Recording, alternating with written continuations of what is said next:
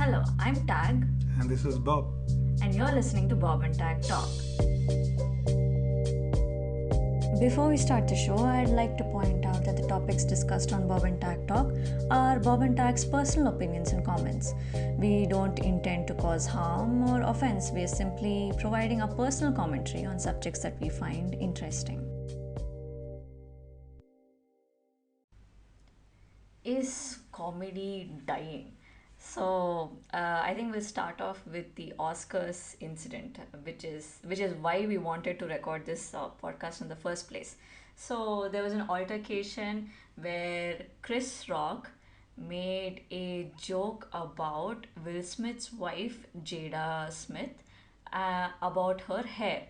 And the joke was something like, "Hey, nice look for the GI Jane 2 movie," or something like that. And I suppose Chris Rock may or may not have known that Jada had alopecia and she lost all of her hair. And looks like Jada did not take it very well. And Will Smith saw this, and he went and punched or slapped Chris Rock in the face, I think, and obviously used some slurs that we'll probably not say. And so yeah, that was the entire incident of the what happened at the Oscars. And then later, Will Smith received an award, after which he apologized to the Academy and the nominees, and he had a conversation with Chris Rock also. But we thought it was worth talking about to see if comedy is really dying or if censorship is becoming more and more prevalent these days. So, what are your thoughts about the Oscars incident? I mean, it doesn't come into censorship, it's more about political correctness or about sensitive topics. I mean, can you really make fun of some sensitive topics? I mean, is it going to be really accepted by people going forward? Yeah, going forward, is it going to be accepted? Is something I wanted to talk about, because these sort of jokes have always been prevalent. It's like there's very raunchy comedy, there's a sort of tame comedy, and it just always been there. So right now it feels like we are moving in a direction where it's becoming more and more sensitive. And it for comedians especially, I think they feel like it's a little bit stifling. Yes, not just Chris Rock. Even before, there have been comedians who have been speaking about topics like transgender or any other specific Controversial topics, and people do get offended. Yes. Sometimes some people support, some people are against. It's becoming really confusing. So it's becoming like a national discussion kind of a topic. But I think, one of the jobs of a comedian is to address all of these controversial topics in a somewhat funny way. Sometimes it misses the mark. I'm not saying it doesn't, but sometimes it's necessary to talk about all of these topics, and opening it up in a funny way, brings it closer to discussion with peers. Is my understanding of it. Yeah, true. It is true. So they are basically trying to push the boundaries of comedy. They're trying to test what exactly is the audience liking or not. Yeah. Are they then probably? So the thing is, the comedy is something like at least stand-up comedians are like they test all these kind of jokes in a lot of different environments Yes. and small clubs, and then they eventually package it into a structure, and then they present it to a larger audience. Yeah, like a special or something. My thoughts is they should be allowed to test all of this. I think even Chris Rock at the Oscars, it was just in a way it was testing out material. So I think when you stifle the testing itself, do you really think more comedians are going to actually come into the picture and try more riskier jokes? Eventually, they would not. I mean, obviously, whatever is standard and acceptable, that's what they would follow. The thing is, the moral rules are changing. So they have to eventually accommodate or adapt themselves to the existing rules. Agreed. So as the moral rules are changing, they have to continue to adapt. Yeah, I think that is going to be the fate of comedians in the coming few years, like how to adapt and how to best adapt to an Oscar sort of a situation or a stand-up comedy sort of a situation. It depends. I mean, you never know what kind of an audience you are going to get. That is there. I think that is one of the risky things about being a comedian, is judging what sort of audience you're working with. Yeah. Yeah. And I think it is also important to make a comparison of what happened at the Golden Globes with Ricky Gervais and Hmm. what happened at the Oscars with Chris Rock. Uh, in my opinion, Ricky Gervais made a lot more riskier jokes, Yes. offending a lot of sponsors and a lot of big companies. Yes. So the backlash for that was way different when compared to the backlash for this, because for the Chris Rock incident, there were a lot of people on either side saying, Will Smith was right to do this, no, Will Smith Hmm. was wrong to do Hmm. this. But with the Ricky Gervais Golden Globes incident, most people were on the side that, hey, That those was are a good good one. jokes, you know? So the main reason is Ricky Gervais jokes are a commentary on the class. So Mm, the most of his jokes were about the friends of rich people and what the things they do, true. and how do we see it, and how do we make that really funny for Yeah, common people who yeah, generally don't have a kind of an experience like that. yeah. So generally it becomes like the audience is in your favor. True, So true. you bring the audience, at least the larger audience who are generally not very rich, to Mm-hmm. your favor. Yeah, I think that was a very calculated on his part to make jokes that were on class so that we can feel better I about it mean, as that's well. his personality probably. I Yes, mean, he comes from that kind of a class of people, so yes, his jokes comes across in that way. yes. Now, probably the next question I wanted to ask is, so if somebody gets offended at a joke, does it really mean that it is bad comedy? Or is it just that you got offended? Everyone takes an offense at any kind of a joke, so it's Mm-hmm. natural. And I think it sort of comes to the picture that, comedy is subjective, and taking offense and getting offended is also very subjective. Hmm. So I don't necessarily think that if it's an offensive joke to somebody, it does not necessarily mean to me that it's bad comedy. Hmm. So yeah, like you said, I think testing it out is important, and personally, I do believe that they should be allowed to test things out, and obviously with audience reactions and all of that, they change their material accordingly. Yeah, that's the daily work of a stand-up comedian. Hmm. That's how they roll. Hmm. The thing is, even with the audience, like usually audiences are different in different cultures, Hmm. different in different cities. Hmm. So, but when it comes to a larger event like this, Hmm. and the most uh, people who supportive, at least not to Chris Rock, but supportive to the incident is generally don't make any health jokes or appearance related Hmm. jokes, Hmm. Hmm. because you never know what is the background behind it. Right. Yeah. So Yeah. yeah, people will think twice at least on those kind of scenarios. I mean, where do you take it too far?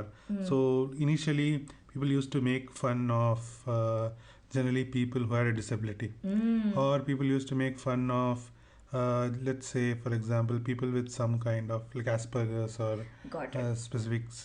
So eventually, that used to be very common 30 years ago. Got it. Got Then it. in the last 20 years, that became like something like not politically correct. Yes. Yes. So again, this will also slowly become.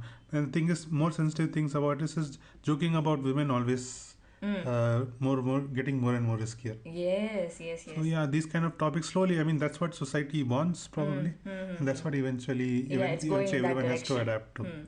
Now, the next thing is, was the reaction to it okay? So, was it okay to assault somebody because they made, let's say it's a bad joke, and because they made a bad joke, is it okay to assault somebody? I mean, no one is saying it's okay. Hmm. I mean, everyone is saying it's not okay, but everyone is accepting that it's an emotional reaction. I mean, I don't personally believe that a lot of people think that it is not okay. From what I have seen, I've been like researching this incident for a while, and I've been seeing both sides, Mhm. say that yes, he should have done that. I'm very okay with No, they are violence. not saying he should have done that. They are saying that in his perspective, he had to do that. He had no choice. Okay, okay, but I mean, the underlying factor is that they were still okay with the violence. There is a certain set of the population who was okay with the violence. it depends on slap is just a slap. So if it Mm. was a punch or something like Yeah, a bloody hit or something, then yeah, it would change. probably, Yeah. probably. So yeah, personally, uh, if it gets to the point where it gets so violent, and I think it has happened with a lot of other comedians also, where a joke has not been taken well and there was violence Arguments, involved. violence. I never heard. I mean, at least seen of it. I think there was a lot of like censorship sort of incidents involved, but not particularly very Violence violent. is very rare. Yeah. I guess they get heckled. Comedians get heckled a lot. Comedians getting heckled, they are very, very used to it. They are Obviously. okay with it as well. Yeah, exactly. They should be okay with it. Yeah. Yeah. So I remember you were talking about this incident that happened with an Indian comedian also. Yeah, so generally Munawar Faruqi is one of Indian stand-up, or upcoming stand-up. Hmm. He had really faced a problem when he was commenting on the current political scenario or Hmm. specific political party or the government. Hmm. And eventually he got excluded from any of stand-up jobs. No one was ready to book him. That is a problem when you. That's the cancel culture. Yeah. Yes, when it affects your livelihood and your professional work, I think that's a problem where censorship and cancel culture is not the best of things. I think, regardless of whether Munawar Faruqi said the right things or the wrong things, criticized the government correctly or incorrectly, I think it still should be allowed. I think excluding him from the industry brings a more notoriety in the wrong way. That's the problem, right? So let's say you take it like, okay, if his free speech should be allowed, then what about, let's say, a Nazi sympathist who's kind of glorifying something? Should his free speech be allowed?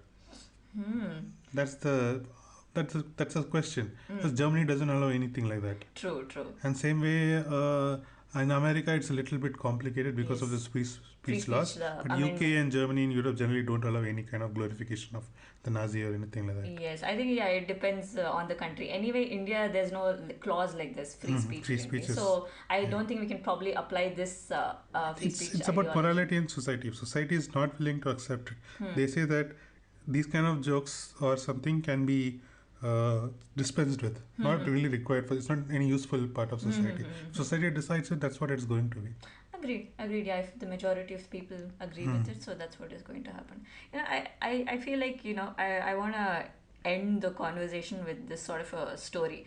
I'm not sure if the story is entirely accurate, but I think this is the point of the story. So, what I wanted to talk about was a king and his jester, and why a jester is very important in the court.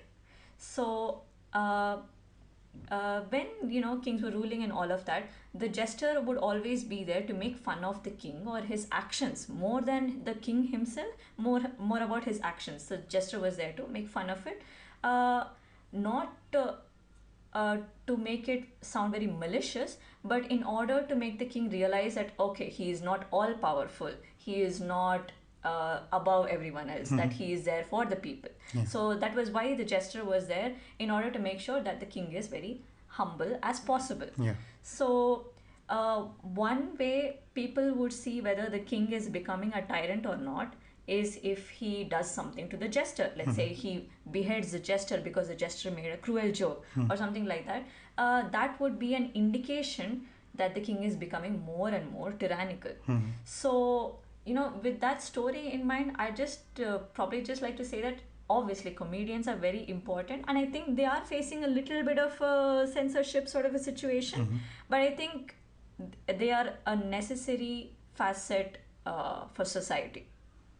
It depends. I mean, no one would, and generally not many people would agree the comedians serve any great purpose to the society.